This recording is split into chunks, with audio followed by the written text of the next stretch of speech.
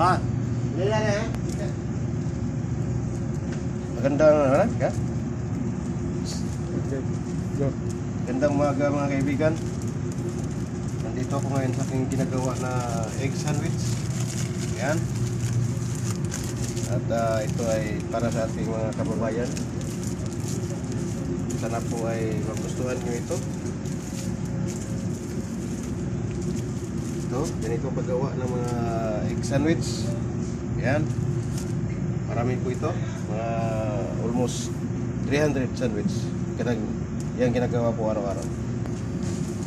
Kaya subaybayan nyo po ang aking mga video, aking Facebook page, at mag-like kayo at mag-share at follow